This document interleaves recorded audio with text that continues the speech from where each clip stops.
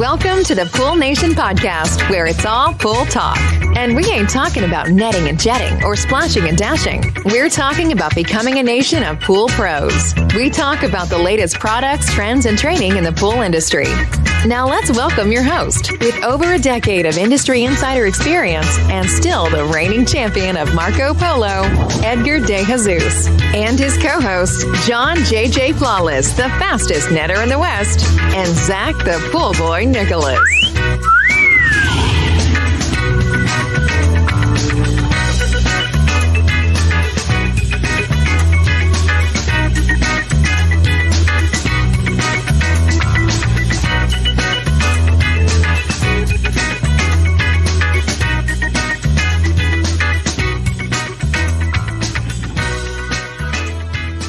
Good morning, everyone. Welcome to the Pool Nation Live podcast with myself, your host, Edgar De Jesus. And yes, I am the reigning champion of Marco Polo, along with John, JJ Flawless, fastest hitter in the West, and famous Zach, the Pool Boy Nicholas.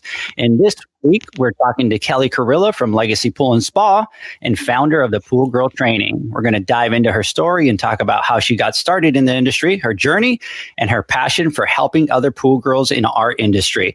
I want to welcome everyone to our live podcast, the podcast where it's all pool talk, and we ain't talking about netting and jetting and splashing and dashing. We're talking about becoming a nation of pool pros. And yes, we will talk about the latest products, trends, and training in the pool industry. But before we get started today, I want to thank our sponsors for this podcast, the Ultimate Pool Tools, Pool Invoice, and the PoolmanUniversity.com. We want to thank them for their continued support. Zach, good morning. Good morning, everyone. I got to say, if you hear my teeth chattering, it's because I'm sitting here freezing today, so I apologize in advance for that. I could use a little bit more of that heat that John was talking about last time. So I just got to say, I'm excited to talk to Kelli today and hear her story. I really enjoy talking to fellow pool pros and hearing about their experiences in our industry. What temperature is it where you're at? I don't even know. I just know it's freaking cold, and I moved from Idaho with the thought of if I move closer to the equator, I'm not going to have to deal with this stuff anymore. But man, it gets chilly down here. You wouldn't believe it, but it gets cold. So I'm ready for that spring to start kicking in. It's funny because we're only like 4 hours away, but our temperatures are completely different. I think today we're going to be like something degrees. That's crazy. John, good morning. Good morning. And I'm sitting here tripping and I'm thinking, well, I'm in the twilight zone because last week we were talking about how cold it was and how mama had the heater on and I'm dying inside this little room. And I mean, literally it was like 30 to, 38 degrees during the night. And we're like 50, 55-ish during the day. And yesterday it was 87 degrees and today it's going to be 90 degrees and we're in the middle of January and I'm trying to figure this out. I just don't understand it. And I want the cold back. Do you believe that it's 90? It's going to be 90. That's crazy. It is. It's bonkers. We're setting records out here. The previous high was like 88, I believe. And that was like back in 1960, but now we're 90 degrees. And that's we're crazy. Halfway And through January. The thing is, Zach, the heat in California, when it's 90, you go out to do pools and you just want to get the heck back inside because it's that dry, crazy. Anytime that we would start to hit into the 90s, it was like we'd get out, do no repair, just kind of do pools and everybody back in. But out here, it's like 96 and it's crazy. I don't know. It doesn't feel as, dry. So you could still get out there and do work. Kelli, good morning. Good morning. How are you? I'm okay. How are you guys? We're doing great. We're excited to have you guys on. To have you on today. Thank you. I'm excited to be here. Well, that's awesome. All right, guys, listen, I'm going to do a little confession today, and I'm having a real struggle today because on top of everything, we're showcasing a pool girl. So let me tell you my story. And Kelli, I think you're going to totally get me on this one. So my daughter, which is 18, she's, in her last year of high school. And so, she goes out today to TCU, and that's here in Texas doing a campus visit. So she goes with my wife, and it's only a couple hours away, so it's not that big of a deal. But John, I sit there and I go, I kind of have to be a realist, right? They're going to grow up. They're going to move on. Life goes on. And she keeps telling me, hey, Dad, don't feel bad, but I'm ready to go do the college thing and kind of go do the college life thing. I'm like, it's totally not bothering me. I'm okay with it, baby. That's fine. That's part of life. But man, it hit me like a ton of bricks this morning. And it kind of sucks, So she is out doing the campus visit. She, of course, is sending me pictures, and I'm like, she's just throwing salt into the wound. She's only going to be a couple hours away, but it really hit me hard. So I think I'm going to have to tell her that her and I are going to be roommates, and I'm going to move over to where she's at so that we can, go to school, be roommates over there. So it's hitting me hard today. So, and John, you're in the same boat because one of yours is ready to graduate, right? Yeah, she's 17 and she's going through her senior year right now in high school. And I mean, what a crappy senior year she's going through right now, if you really think about it. Yeah.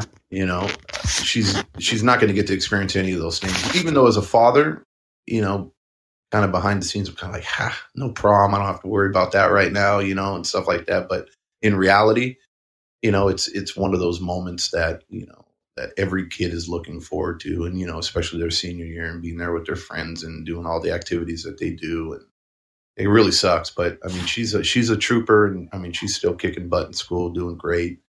And, obviously college is going to be next year, but that's kind of up in the air. We're kind of trying to figure out exactly what's going to happen now, especially with this COVID thing. So we were thinking she wanted to become a doctor and do that. And, she changed her mind, and now she wants to be a nurse, which I think is a beautiful thing. Plus, it's good on my pocketbook too. Nurses still make great money, right? And they do a valuable service to the world. But schooling isn't quite as expensive as becoming a doctor. So she's going to do that, and I think there's a community college here locally that she's going to go to the first couple of years. So she's going to hopefully stay home. And be here with us. So I have a couple more years before I have to worry about that. Before you have to worry. Yeah, my oldest went to community college first, did his 2 years, then went and he moved out here. So he went to UNT down here. So, we've always kind of had him close by. But obviously she's the first girl, and it's the whole daddy's girl thing. And so it's like, it didn't hit me till today. So anyways, now that I've dampened the mood and I kind of brought everybody down, let's kind of, talk about this podcast. Guys, this is going to be a good one because I've been talking to Kelli, and she's got some great stories and some great experiences. So Kelli, I'm really excited to share your story here on the podcast. John, Zach, and I are really excited to start this podcast. So, we're going to ask you some questions about the business, but first we want to get the listeners to know your story and how you got started in the pool industry. I got started because, like you said, second generation pool person. So growing up, I always helped my parents out as much as I could, depending on age. We had a pool store in Sacramento, and my mom did a route in the area of the pool store. My dad did repairs. My mom would tell us we weren't allowed to go into the store when customers were there because we would make the customers feel stupid because I knew more than they did. But we'd go with my mom to do the route. There were times where I'd go with my dad and help him. So I would go get tools or parts or something from the truck so he could save time and just keep working. I didn't want to get into pools. So I went to college and everything and did that. And then I did get a job at a school district. Money was okay. I loved working with the kids. But once I had my own children, then it wasn't really I guess you could say reasonable, because I worked from 7 to 3. So I couldn't take my kids to doctor's appointments because their doctor, the last one is at 3:30. I couldn't take my son to school at all or pick him up because I worked the 7:30 to 3. And I kind of wanted more time with the kids and better income. So pools was the best choice for me and the easiest, with my dad's still doing it. He gave me all the cleaning equipment he had in his garage, and I just started advertising, and I would buy things as I got customers and just built my route over. I actually got to 60 within 2 years, while working a full-time job. So that's how I got into pool. Now, your dad, he owned, does he still own the pool store or no? He does just No, now he just does the repairs, remodels. He does some builds to, upgrades, stuff like that. He just liked it better because, as everyone in the pool industry knows, repairs and installs and all that is where the money really is. So yeah, he enjoys that. So what part of California are you in? I live in Carmichael, California, which is like a suburb of Sacramento in Northern California. So it's a little different than people in Southern California up here. The winter's colder. Can't say we really get a lot of rain because we haven't in the last couple years, but everyone thinks California is the same across the state, and it isn't.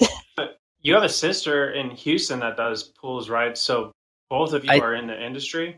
I think yes. I think she's in your neck of the woods, Zach. The pool gal Houston. I think she is on Instagram. Yes, yeah, she's in Houston. Same thing with her. She didn't want to do pools either. But again, she has her son and her daughter, and she was working in the refineries, and she would not, she'd be able to drop off her kids to school, or at least daycare, really early in the morning, but then she wouldn't get out for 12 hours. And so it'd be really late. So there wasn't a lot of family time except for when she was off. And then when COVID hit, she's not working at the refinery because they don't need anybody at the moment. And then she decided, I'm just going to get into pools. It's easy for me. I have knowledge in it. The only con she had was we don't know how Houston is, the weather, how things run. It could be different than it is here in Sacramento. But she lucked out that she did meet up with her local IPSA chapter president. He's kind of helped her kind of learn some stuff about that area. She's learned that the pools seem to be on average bigger out there than here. She's telling me she has some pools that are like 40, 50,000 gallons. So. Hey, Zach, that's because everything is bigger in Texas, baby. It's true, though. We have some monster pools out here. John, I'm waiting for your response on that one. Well, no, it's true, though. I have a couple buddies that are in Houston. They're talking about, we're doing pools, and, they're getting these rates for them, and they're talking about I'm seeing pictures of them. I'm like, God, these are monsters. These are like lagoons, right? These are lakes. Or in my area, we have on average, our pools are like 10,000, 12,000 gallons.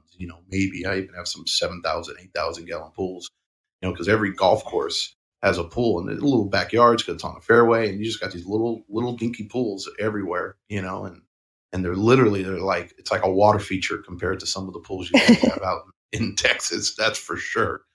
So I was surprised at how much money in Houston they get compared to here. It's a significant difference. Well, it is, but I think it's because it's so big, right? I mean, think about it. If they're doing 30,000, they're there for like 45 minutes to an hour minimum. I think, for a pool like that, where if everything's perfect, right? I know with us, so there's a certain amount of time where if all the stars align and everything's just perfectly working, right? When I get there, I can be in and out of a pool in like 14, 15 minutes. Yep. And that's what my testing, doing everything I need to do and not having to do anything extra, and where even them, just if all the stars align, I'm sure the quickest they can be out of a pool is like 30, 45 minutes. So if you think about it, it's 3 times the labor. They should be charging a lot more. And I think in reality, they're probably charging not enough, when it comes down to servicing that pool. Because if I had to spend 45 minutes at a pool every single time, prices would be a lot higher, at least that's my opinion. Well, I agree. The thing is too, I mean, I don't know how true it is, Kelly. I don't know if you have a lot of pools that are like really close on your route, but something here is just kind of weird where if you get a pool on the same street as another one, it's like you're ecstatic. Like, that's awesome. So there's a lot of drive time in between pools. And that adds up a lot throughout the day. But I see a lot of people in those other markets, and they're like holding their phone up over the fence and like, there's the next one and the next one and the next one. And that would be a dream for us. But for some reason in Texas, it seems like they're all very spaced out. Yeah, out here where we're at, so everything's being built and all that kind of stuff. So all the pools out here are small. You know, the yards, I think it's just as the builders get smarter, they're like, hey, we're not going to give everybody as much land so that we can put more houses within that.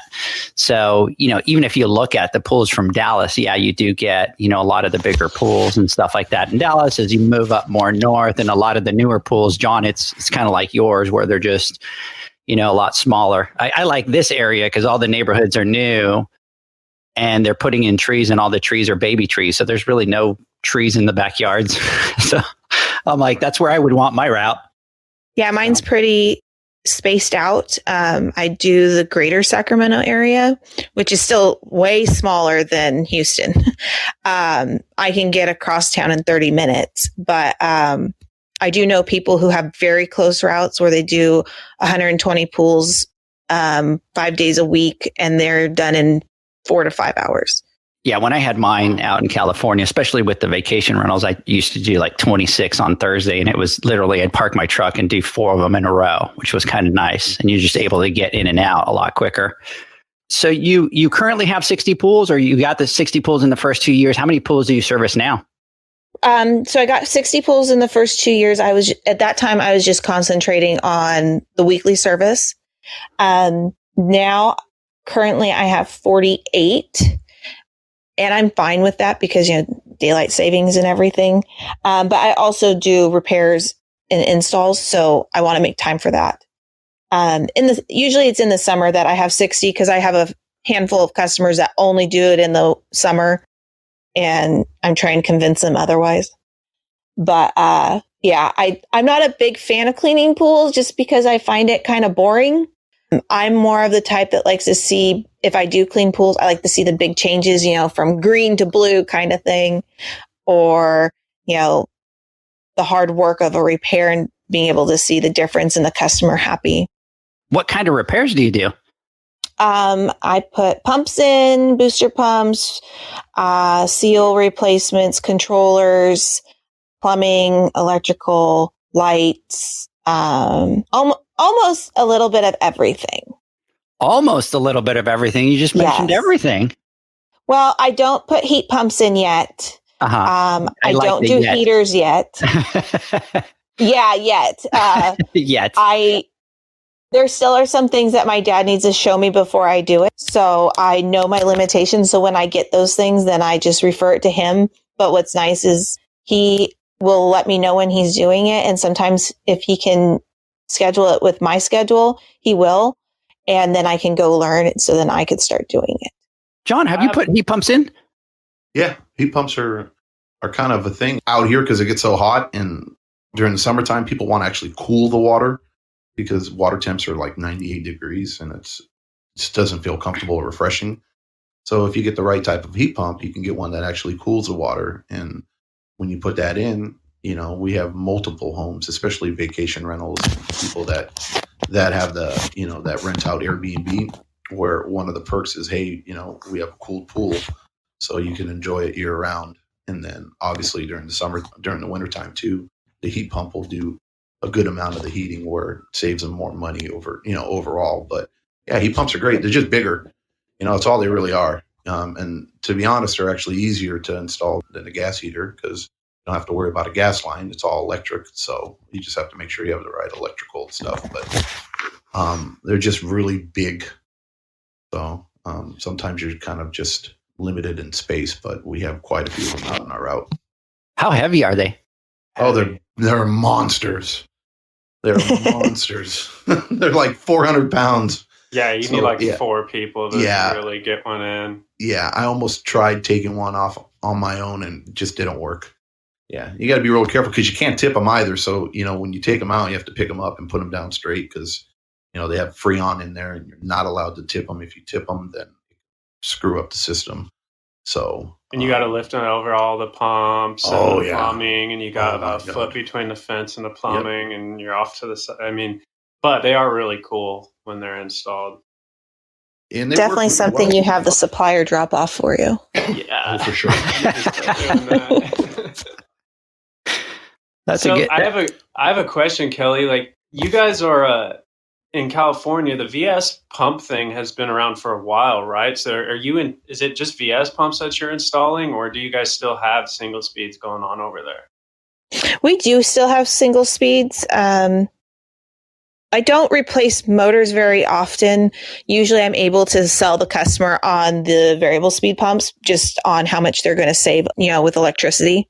So anything under, 3/4 horse, we can replace with a single speed motor. But again, it doesn't happen too often. Usually the only time I do that is, maybe with a fountain. But even then I'm trying to convince them, hey, just get a more powerful variable speed and then you can control everything. And we just need to put some actuators and valves and you're good to go, instead of having to worry about another, motor have to replace in the future. Yeah, for sure. And out in California, California, you're required to go variable speed, right? You can't do the single anymore. Technically, yeah. Yeah. On anything over a certain size? Over 1 horsepower. Over 1 horsepower or 1 horsepower or higher. So anything that's, under, there's some wiggle room, but, usually if that happens, I try to put the Pentair motor in that is used on their variable speed. So it still is, a little bit more energy efficient compared to some others. And John, I hadn't asked you, and I meant to ask you. So I had read that California was going through something with the gas. Are they trying to eliminate gas heaters for pools out there? Yeah, they're talking about eliminating gas heaters. So I don't know. We're weird out here in California. We're trendsetters, or sometimes we fall on our faces when we try to implement some of these things. But they're just knowing that, gas heaters are huge. They're extremely inefficient, right? If you really think about it, still to this day, you're getting like 82% efficiency unless you kind of go up with like the ETI heater, right? The bad boy Pentair. So they're really inefficient and they use a lot of energy. So they're looking at ways to ban it or to get rid of it. I don't know. We'll see what happens. We'll see what happens there. We'll have to follow up on that. Yeah. So Kelly, you're the president of your IPSA chapter. Tell us about that and how you ended up becoming the president of the chapter. Well, in my family, if you are in pools, you're part of IPSA. That's just the way it goes. It's not any other way. You're taught one way. Like, my dad was in IPSA for a very long time. When I was in high school, I would volunteer at his chapter. I would volunteer at leadership to get, my hours in. When I started being in the industry, automatically went to the chapter my dad was at because that is my area, and joined. As soon as I joined, they had me become their secretary because they didn't have one and I was willing to help. And then just over time, eventually I took over as president. It's never really at least in our chapter, it's hard to find volunteers. So once you're an officer for a while. Yeah. So yeah, that's how I joined IPSA. I am very active in IPSA. So I volunteer with membership committee. There's even a young professional committee that, kind of gives advice of what the younger generation wants. I had been on the beta test for their new app. So I try to be pretty active. That's awesome. I'm an IPSA member also out here. I think IPSA is a great organization, especially for single polars. It still has some benefits for employees.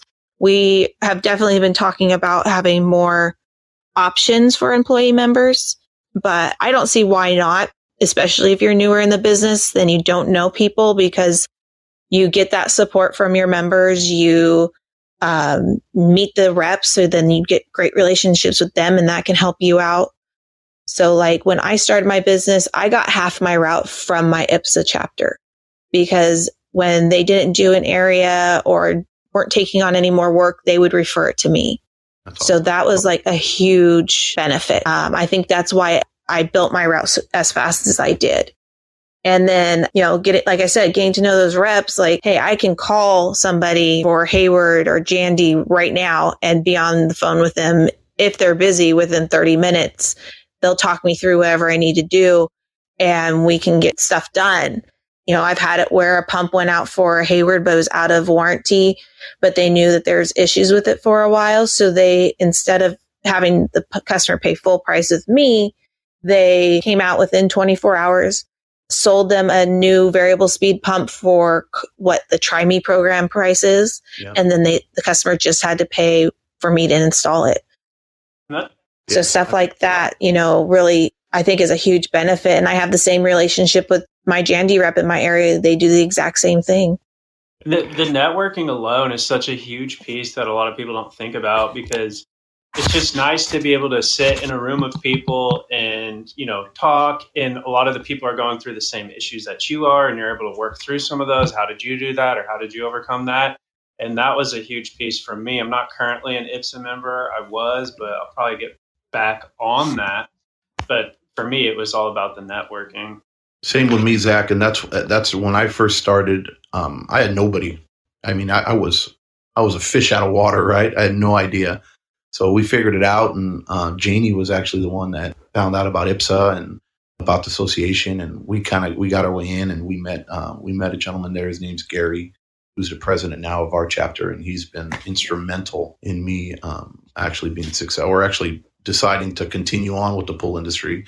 And as far as like networking, that was it. It was just a matter of getting to know people or understanding the business and kind of seeing how things worked and networking and we've been in it ever since. I think we have our next meeting next Thursday. It's been a little different now with the COVID and doing our little virtual meetings, but I think we're making it happen. And I think it's a great organization overall. But again, it depends on the chapter, right? You're only as good as the people that are a part of it. We happen to have a great chapter, I think. And I know some other people might have had some bad experiences with IPSA, but again, it just depends on the leadership there and who's running it. And I think that happens. I think it happens with all the chapters, right? So if you could be with UPA and you don't have a good click with the people, but I'll tell you this, my first one was IPSA. And it really hit me after a while. So I'm doing this pool and the pump won't prime and it won't prime. And after I had gone to a couple of the meetings, a lot of the guys were like, hey, here's my number. If you ever need anything, call me. If you're trying to troubleshoot something and you can't figure it out, just call me. And I'm sitting trying to get this pump to prime for like 45 minutes. And I've tried everything. And finally, I just get the nerves to call one of them because I'd never talked to him before. And I'm like, hey, man, I'm standing in front of this pump and it's not priming and blah, blah. And he's like, all right, tell me what you have. And I'm like, I got a Pentair pump and I've got a couple of Jandy valves. And he's like, okay, turn it on. I go, okay. And he goes, you're going to turn it off and you're going to stick your ear right next to the actuators right in front of it. Turned it off, put my ear, and I could hear the whistle. And he's like, that's your problem. And I spent 45 minutes trying to figure that thing out on my own. And a phone call that took me like a minute. And he was like, change those. I changed them. Boom, the pump prime. And I'm like, that's the value of it right there. When you started that story, Edgar, I was going to say, knowing you, I would have said, the first thing, if you would have called me, I would have said, Edgar, look down at your feet. Is the O-ring or is the pump lid ring on the floor?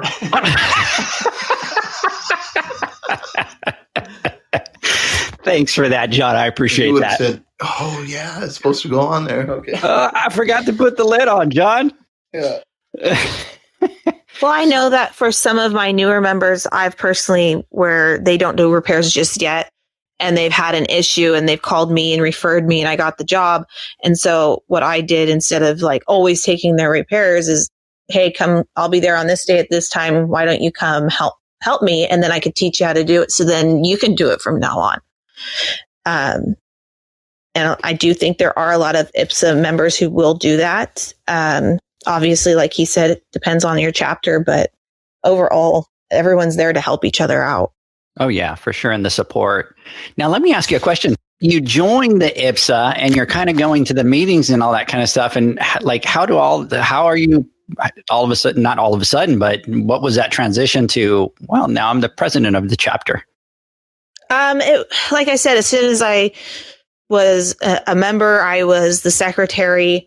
I don't want to say took over, but the guys pretty much let me do what I wanted. So if I found speakers, they're like, yep, no problem. We can do that. And, obviously I'd always like consult them and talk to them first before doing anything, because I like it as a team effort.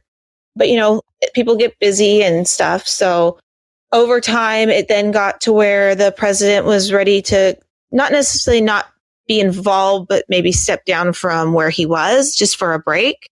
And he became our treasurer, and they just decided that I would be best as president. And I was obviously nervous, and they're like, don't worry, just talk to us and we'll help you out. The guys on my board are really, really great. They're helpful. I do a lot, but that's just because I'm more of a multitasker, and, they're busy.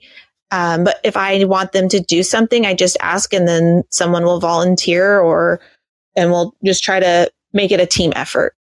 I think that's great that I have that, instead of having maybe people who are more hesitant to change or adaptation or trying stuff new. Because I'm always about trying something new, whatever I can do to get more members and make my chapter better for the members. Because I remember when I was in high school, the chapter I'm in, my dad was part of the founding people.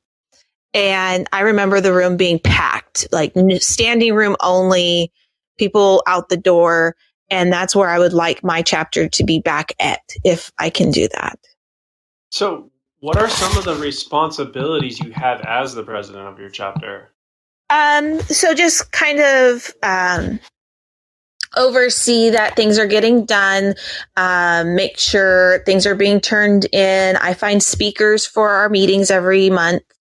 I am overall a primary contact for the reps and stuff like that. So if they want to talk or present something, or, sometimes you get ones that are doing like sales pitches, but you're like, okay, you can talk, but you have to have an educational piece to it. I'm that person that they talk to. Also, so you have your chapter meetings every month, but then chapter presidents go to regional meetings once a quarter. That way the region director can give information to us that we then give to our members. Because sometimes people don't see the emails, or there might be something that they didn't necessarily email out, but they still want people to be aware of, stuff like that. I also just oversee that, about the newsletter, which I've been kind of slacking on the newsletter lately, but, make sure that the chapter supporter invoices have been taken care of, a second eyes for any bookkeeping. Luckily, I have a great treasurer, so I'm not too worried about him. He turns things in on time. He's always up to date on stuff. So just be that leader that kind of guides things.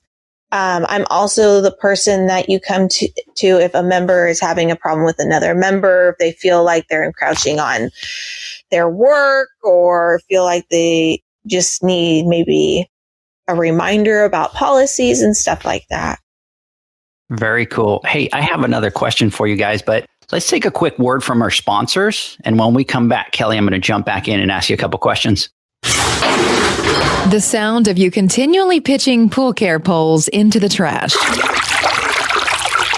The sound of you using an Ultimate Pool Tools carbon fiber pool care pole for years to come. Go to ultimatepooltools.com or Instagram at ultimatepooltools. Introducing Pool Invoice.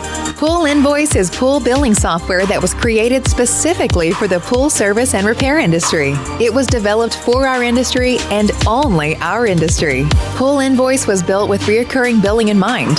You can print, email, text invoices, or even send via WhatsApp. You can add recurring or yearly charges, accept credits, and set up autopay. You can even see when customers have seen the invoice.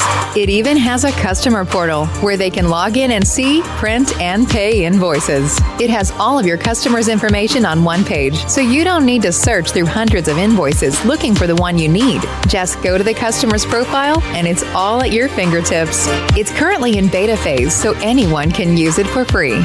Just go to poolinvoice.com and request an invitation at the bottom of the page. Pool Invoice was made for you. Welcome back, everyone. We're talking to Kelli Carillo. We're getting her story on how she got started in the pool industry, and we're going to soon start to talk about the Pool Girl training because she's the founder of that. A couple more questions, Kelli, before we jump into the Pool Girl training. So I do want to ask, you're the IPSA president, you're a female, you get somebody new, a guy coming into the IPSA. Do they do a double take, or do they just kind of flow? If they do, I don't notice because I'm too busy talking to people. I like to make sure that everybody feels acknowledged when they're at my meetings. We've gotten about 3 new members since I became president, and so far they're very friendly, receptive. No, like, oh, I need to talk to a guy. Nothing like that. People have been pretty good. Now, does that happen for everybody? I don't know, but that's just what I've experienced. Maybe I'm just very welcoming when somebody comes. Let's say we have a new person in our room. They're one of the first people I'm going to go try and talk to and make them feel welcome. So running any business is always tough. What has been the hardest part for you when it comes down to running your business? Sometimes I'm a little too nice. Last year, I actually had to, crack down and stop giving things for free. Obviously sometimes it's okay, but I can't do it all the time. I had to just like crack down and put my foot down. If I lose the customer because I'm not, bending over backwards, it's okay. I'm here to make money. I'm here to make a living. I'm not here to, be, and I'm not saying that, like I said, I still have times where I'm like, oh, I'll just throw a little extra chlorine or a little algicide in occasionally, but that's about it. And like I said, I did lose some customers, but they weren't the ones that I'd want anyways. So was my biggest thing. And that goes, like, we were just having a conversation about basically that this morning, and it goes back into the, it's when you do a favor, because we're the same way. We always want to help everyone. We always want to be nice.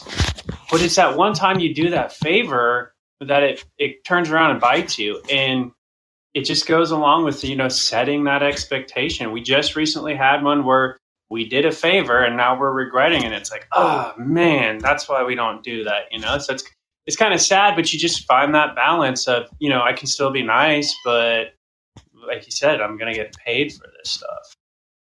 Yeah. And I think a lot of us go through that phase and through that learning, and then really kind of establish ourselves and are able to kind of look at it from the business standpoint and be like, hey, I need to really structure this as a business. And, there is no freebies because they will come back to bite you. Kelli, let's talk about the Pool Girl training, because you founded the Pool Girl training. How did you come up with that idea? Actually, me and another lady came up with it. So one night I was on Facebook while I was up, feeding my baby because he was really young at the time. And I saw somebody had posted on the Pool Girl Power Facebook group, which is a group that this lady Andrea had made as a safe place for all of us to come to and get advice from each other and show off what we're doing. And so I responded to it. It was asking for women in Northern California who are interested in doing it, all women's hands-on training. And so I started talking to her about it. She had set most of it up. It was with Fluidra, and we did it at Leisure Supply here in Sacramento. And it was a great training. We got to learn a lot. We learned about installing variable speed pumps, some controllers, their cleaners, some basic electrical, and it was really great. There was about 13 of us, and it kind of grew from there. That was back in January of 2020, and then COVID happened, so we didn't have any more trainings until November, where Pentair and Hasa did hands-on training. It really wasn't hands-on; it was more of a presentation just because of COVID restrictions. So we had 9 women attend in person, and we learned about how to make a system energy efficient using Pentair products. We also learned about chlorine chemistry from Terry Arco with Hasa. And then we also had some of the members from our Facebook group, PGP Industry Training, watch from Facebook Live. So that was really nice. People loved it. Right before we had that training, I did start a Facebook group for women. Men can join as long as, they support women and their growth in the industry. A lot of women have experienced really horrible situations. The lady who found this group, Jeanette Reed with A&R Pool Service. She had gone to a Pentair training, spent a lot of money because it's a whole weekend, you got to have hotel and that kind of thing, was in the training. This guy came in late, came up to her, took the tools out of her hand and pushed her out of the way. Wow. And started working on the whatever equipment. So, she experienced that. Almost all the women probably have experienced some sort of sexism in our industry. And so that's why we decided we wanted a safe place to have hands-on trainings. And we just kind of grew it from there. I would lose my shit. I knew John was going to say something. I would lose my shit. If we were at a training and somebody came and did that to Janie, oh my God, I would lose my shit. Or to any other woman at a training. I just can't even believe it. That's unbelievable. Insane. So, Kelli, what is the ultimate goal or vision for the Pool Girl training? The vision for it is to have a place for women to be able to grow their skills on a technical level. I want them to be the biggest asset to their customers as possible. So what advice do you have for a pool girl coming into the industry? Just be strong and keep going no matter what downsides happen. Just keep, I guess you could say the saying, keep trucking. Just don't let anything get you down in the industry. Work hard, learn everything. Just keep learning. Me personally, I think education is key in making money in this industry. And if you don't keep learning and you just stay in one set way, you will just stay at that level. The more you grow, the more successful you'll be and the more money you'll make. Now, do you happen to know, obviously this is a male dominated industry, but do you know what percentage of women are in the industry? From what I've read, there is 13% women in our industry. Is that just service or just in general in the industry? I'm thinking it's more of a general, so that probably includes, service, repair, stores, back office, reps, stuff like that. So it's not very many. I do think that this industry is great for women, especially women who either have a family or going to have a family, because you can have a flexible schedule, make it around your kids, doctor's appointments or games or meetings with teachers or whatever it is. You can also, like I said, however much you want to work, you can, however little or big amount it is. On top of it, you have support with other people within the industry when you meet them. You become practically a family. When I had my youngest son, I actually used my IPSA sick route, which is now actually going to be called Tech for Techs for maternity leave. Wait, run that by me again. They're going to do. What are they? So IPSA is changing sick route from being called sick route to Tech for Techs, because it's not just for people who are sick. It's for people who are sick or injured, have surgery, or there have, even within my chapter, taking care of routes when someone had died while the spouse is selling the route. That makes a lot of sense. And that's a great one. I hadn't even thought about it for the females, of just being able to take, the maternity and being able to have your pools covered and taken care of during that time. That's huge. Yeah, it's, I kind of consider it a kind of insurance policy. It's an income insurance policy for you, because when you're out, you're going to have people that within your chapter who are qualified, meaning they have to pass a water certification test. They go to trainings at the meetings, stuff like that. And they're not allowed to encroach on your work. So you're not going to lose that income while you're incapacitated. That's a big one. John, you recently were covering some pools for somebody, right? Oh, yeah.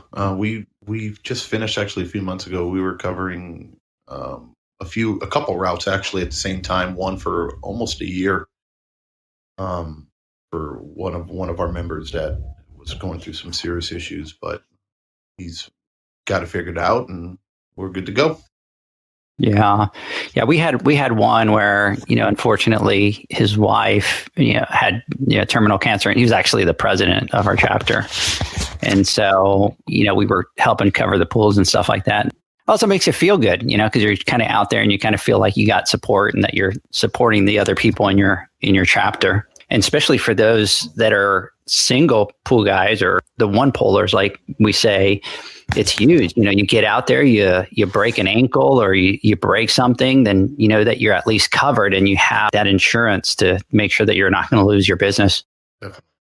Yeah, I Kelly, had to. Go ahead, I Kelly. actually had to use it not just for sick route. I had emergency surgery this last month, and my route was covered. And thank God, because I have some people on my route that are like, you don't show up, I want a discount, or if you're late, I want a discount, or like any of that. So it really helped. And one thing is, I don't think people need to understand about the Tech for Techs is you don't get charged as if you had an employee. All they can charge you for at most is what chemicals they use at wholesale costs. That way, you're again not out of a lot of money. But a lot of times I've noticed that not all members will even charge for anything, especially because usually it's only for a few weeks.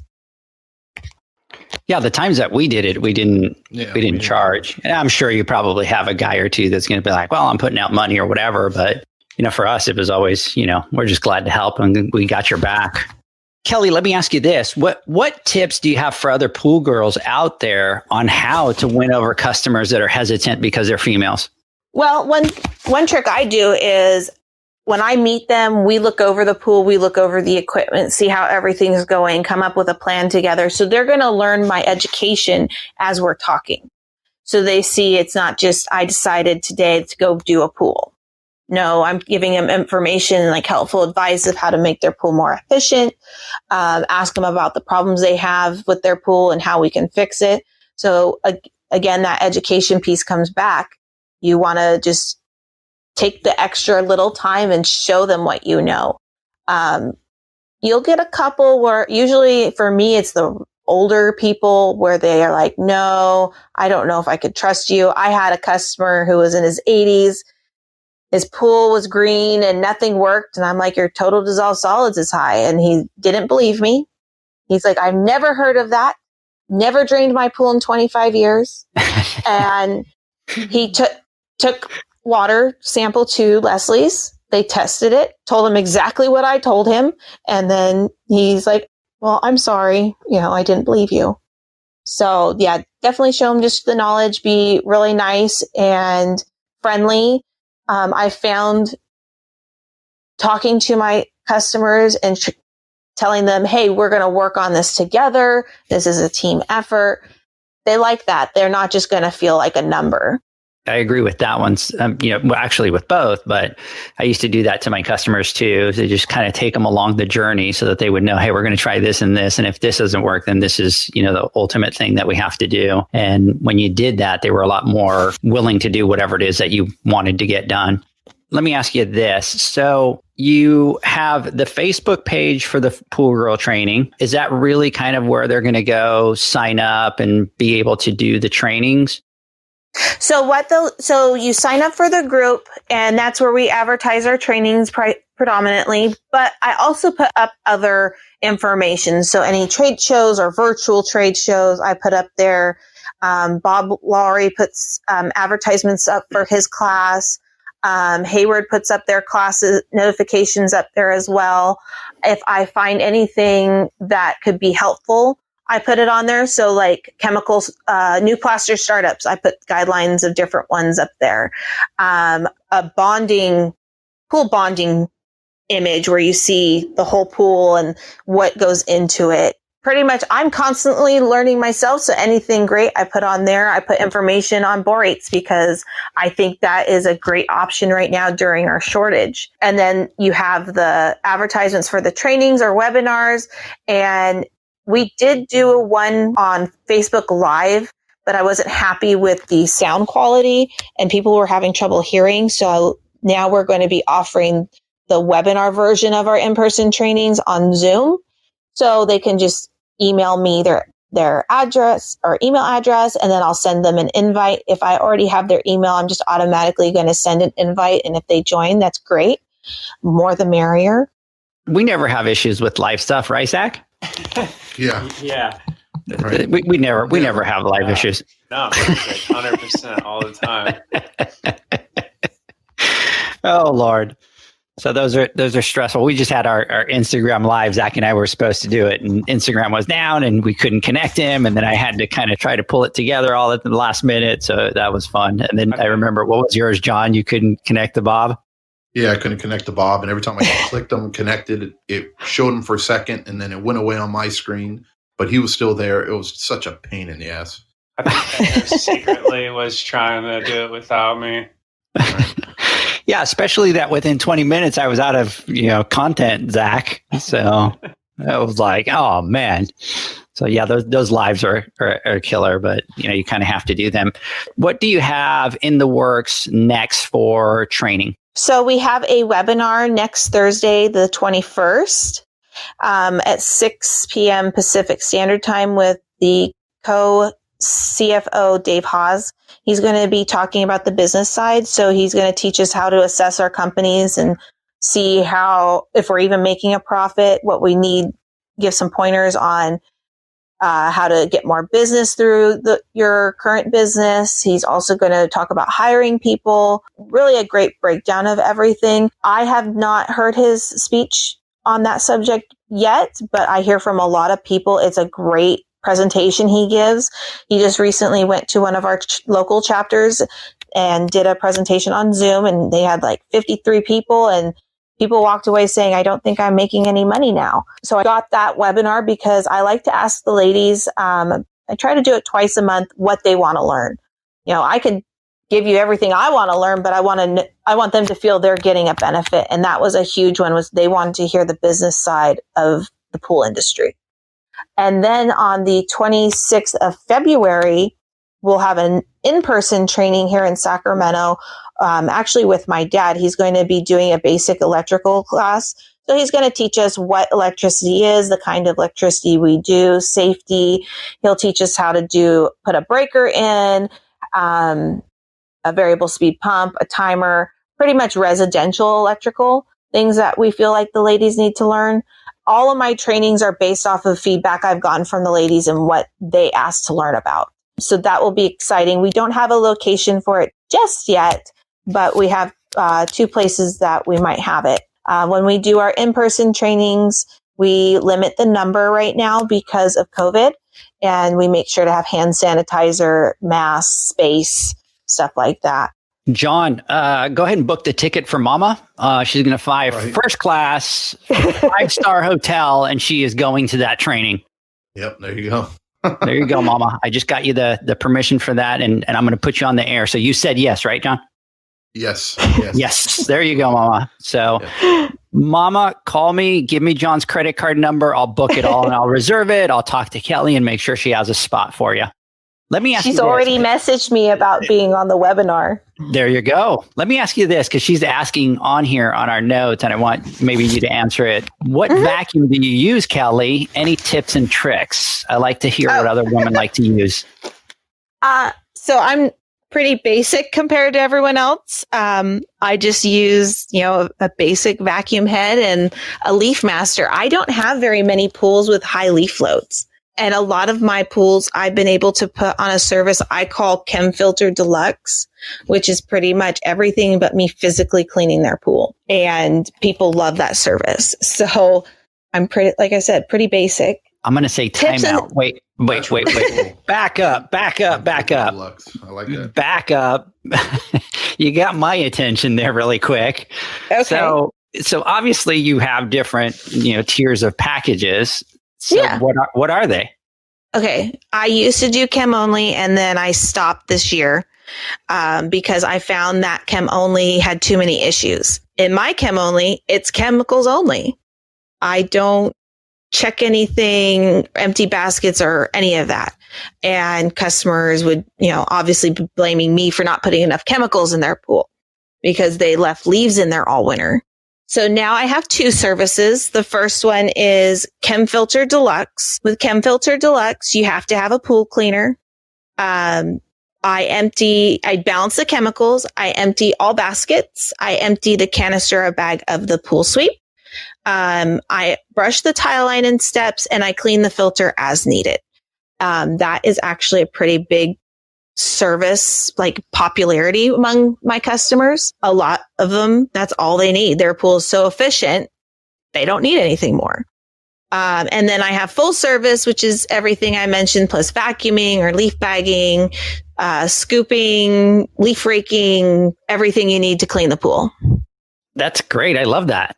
I'm like sitting here just thinking of all the possibilities. I knew Zach was going to say something. Like, Actually, the Chem Filter Deluxe I got from my mom. When she did a route, she came up with that one. Like you see people, a lot of people charge for filter cleanings. I don't. If you are on service, it's part of it. And since I'm doing it on a regular basis, I find that it's not that much more work. Now, I do limit how many filter cleanings they get a year. You know, I'm not cleaning the filter every month with the price they get. Obviously, during the initial, if they have like a 150 square foot filter, I'm going to let them know up front, you get, 2 to 3 for free, but anything after that, I'm charging you more. But then that's another way for me to get a filter cell. Yeah. Now, what kind of filters do you guys have out there? We're predominantly cartridge filters, but there still is DE and sand filters. So are you guys like Florida where you have a lot more of the smaller one cartridge filters? No, thank God. In the 3 years I've been doing this, I think I've seen maybe a handful of like 150 square foot filters. It's not very often. A lot of people, when you talk to them about, if you see it and you talk about, hey, we can get the, a 300 to 400 square foot cartridge filter in here, and we only need to clean it, once, twice a year, better filtration, better clarity of the water, then they're usually sold on it because they don't want to clean it that much and they don't want to pay for me to clean it that much. So for those ladies that want to connect with you and be part of the Pool Girl training, how can they contact you and connect with you? They can either on Instagram go to pool_girls_trainings, or they can go on Facebook and search for PGP Industry Trainings. PGP stands for Pool Girl Pro, or they can just find me on Facebook under Kelli Carillo. Yeah, and if you do the search, ladies, on Instagram, you don't have to put the underscores. If you put it all together, it kind of filters through, and you actually come to the top, right, when you start put pool trainings, Pool Girl trainings. So it kind of feeds up there really quick. I didn't even know that. Guys, do you guys have any more questions? No? A lot of good stuff already. I do. I'm going to ask you something, Kelli. Yeah. And answer really quick without thinking. Just blurt it out. Ready? Okay. Yeah. Hayward, Jandy Pentair. Hayward. Gotcha. Why Hayward? I like their products, but the biggest thing for me is their customer service. In what sense, their customer service? They're if I have an issue, they're there for me. I had a situation where one of the suppliers was supposed to order something for a pump housing for me. They said it was coming from Texas and it'd be there the next week. I was like, okay, no problem. Call the next week. It's still not there. It's now coming from Southern California. I'm like, okay, whatever, and then checked back. Oh, we still don't have it. Still on its way. And I was just like, well, what's going on? So then they look further into it and they're like, yeah, it's on back order with 400 and something others. So we don't know when we'll get one. So me being me, posted on one of the Facebook groups, my frustrations, and my rep for my area was like, Kelli, I have one. Come by my house, pick it up. You can have it for free. And did just that. So they're always there for me. They always help me out. They try to do as much as they possibly can for the customer. If that's, like I said earlier, selling them a pump at a discounted rate, just so they save face, I guess you can call it. Yeah, and I think we've talked about it before. We always kind of tend to see that, especially when they have those really good reps, those areas do, really well. So guys, let's take a quick word from our sponsors. And when we come back, Zach, John, I want to get your final thoughts. The Hyper Pole from Ultimate Pool Tools is a pool care pole designed by pool professionals for pool professionals, featuring precision crafted carbon fiber and stainless steel construction. Go to ultimatepooltools.com or Instagram at Ultimate Pool Tools. Welcome back, guys. We are talking to Kelli, the founder of Pool Girls Training, and we are towards the end of our podcast. Zach, let me get your final thoughts. Yeah, I love doing these episodes because I like hearing other people's journeys through the pool industry. And one thing I always try to point out to people is that the pool industry isn't just the stereotype of, I clean pools one summer. It's an industry that has so much opportunity. And I know a lot of people that have entered this industry and it's been a lifelong journey. I've talked to, seems like any rep I talk to, any trainer, distribution, they all started somewhere else in the industry. And that's been their lifelong journey. And Kelli, your story goes right along with this. And it's so cool to me that this industry runs so deep with your family. And as for the training, I'm a big advocate for training. I think we all are. And with the pool boys, we're always looking for more training opportunities. So I think it's really cool that you have brought the pool girl training to the industry to provide more opportunities for the pool girls out there. And other than that, I just want to say thank you, Kelli, for taking the time to come on and share your story with us. Thank you guys for helping me get the word out there. No problem. Just to kind of tag on what Zach said too and everything, we've talked about this before when we had all the ladies on. I think what you're doing, Kelli, is amazing. And I think the industry needs to have a lot more of it.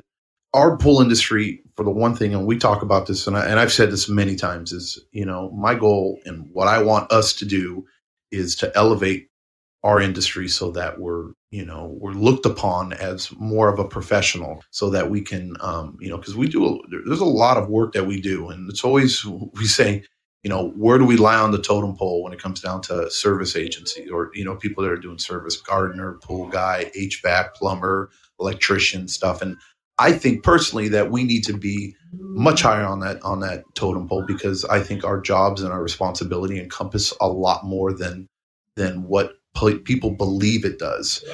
And having women in the industry, I think gets us to that place faster, because naturally women, they're friendlier to talk to. They're easier to talk to. They're more personable. They have more attention to detail than some guys do, or most guys do. And having that type of service in a backyard helps differentiate yourself from other service agencies or other pool companies. So how to get from good or just being average and becoming best is being able to have those qualities and being able to build those relationships with customers, or being, having that high attention to detail where, people start to pick that up and understand it and see it, and having more women in the industry, I think gets us to that spot faster. And I might be a little biased because I have my wife who's in it, but I've seen it firsthand and I know how great she is. And I'm literally telling you, she is better at doing this than I am, and I'm not saying that I'm the greatest. I'm learning every single day, but she is very good at what she does. And I think having more women, being able to provide that service is only going to be better for everybody. And whatever you need, Kelli, period, from us, we're here for you.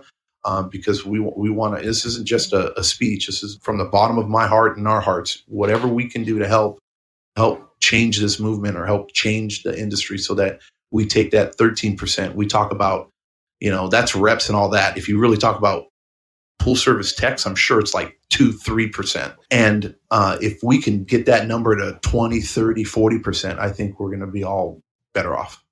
Kelli, I really tip my hat off to you, because not only are you a mother, you have your route, you're IPSA president, you go out and you are doing all this extra work to create this pool girls training, to really find that niche and really help the girls out there. And it's a lot of work. And so, it's all pure desire. It's all pure effort, because obviously, you don't get paid to do all that, but yet you're doing everything else. And on top of that, taking in this huge, task. And, Zach, John, and I, now know how it is, because it's like you have all this other work to do. And on top of that, they're taking time to do this podcast, to do the Instagram lives. But it's really because it's the desire to, like John says, elevate our industry. And people always talk about it. People always say, oh, well, I wish our industry was better. And, I wish guys would do this or do that. But nobody's willing to do what it is that you're doing, or like Zach and John, where it's like, go out, do everything. And then on top of that, take all the workload on your shoulders to improve the industry. So I really tip my hat off to you.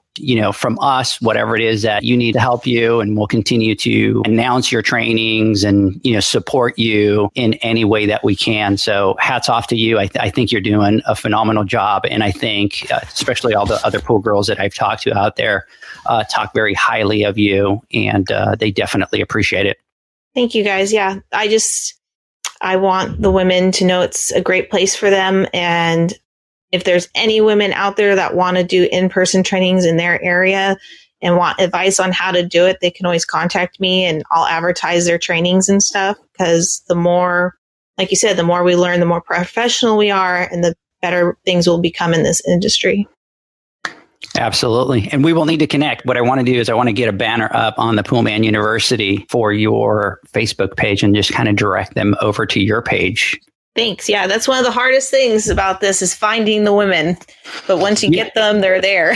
Yes. So, I think we have a lot of listeners that are females, and, they're very loyal.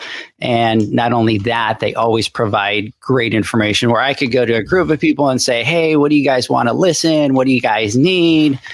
Everybody kind of goes quiet. I know I can always count on the females to be very vocal and be like, hey, you need to talk about this. You need to talk about that. So all of you ladies out there, me, Zach, and John, really appreciate you. And just so that it's recorded here, Mama, you do have a first class ticket going over to that new training. John has agreed here, so we've got it on. If he does not agree to that, let me know, and we will contact an attorney to make sure that we get that issue solved. Right, Zach? You better get out there and do some repairs, John. Right, I know, right? And she's going, I gotta go. First class, 5-star, baby. I gotta go. So, all right, guys, I hope you've enjoyed the podcast. Zach, John, as usual, thank you for your time. Kelly, it was great having you. Great story. And we will all be in touch. Thanks for another one, guys. Bye. See y'all later. Bye. Bye. Thanks for listening to the Pool Nation podcast. You can listen to us live every Friday here at 8 a.m. Pacific, 10 a.m. Central, and 11 a.m. Eastern Standard Time. You can find us at Pool Nation or poolnationpodcast.com or Instagram at pool.nation.